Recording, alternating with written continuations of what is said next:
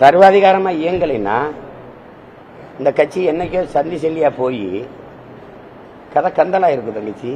தங்கச்சி 60 பேர் போற பேருந்துனாலும் ஒரு ஓட்டுநர் தான் ஓட்டணும். 1000 பேர் போற கப்பல்னாலும் ஒரு மாலுமி தான் ஓட்டணும். ஆளுக்கு ஓட்ட தெரியும்னு ஓட்டினா கப்பல் கரை சேராது, பேருந்து ஊர் போய் சேராது. தங்கச்சி சுடுகாட்டுக்கு தான் போகும். புரியுதா? இப்பதான் நீங்க தனித்தனியா போய் கட்சி கட்டிட்டியல்ல.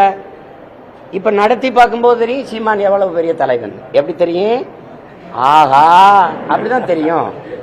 இப்பதானே தெரியும் நான் யாருன்னு. உங்களுக்கு புரியுதுன்னு நினைக்கிறேன். அதனால ஆசீர்வதித்து வாழ்த்தி அனுப்புறேன். போங்க, மகராசனா இருங்க. நீங்க எல்லாரும் குறை சொல்லிட்டீங்க. அதே திருப்பி நான் உங்களை எல்லாம் பார்த்து ஒரு குறை சொன்னா எவ்வளவு நேரம் ஆகும்? என்னை பத்தி சொல்ல உங்களுக்கு எல்லாம் குறை இருந்த மாதிரி உங்களை பத்தி சொல்ல எனக்கு குறை இருக்குமா இருக்காதா?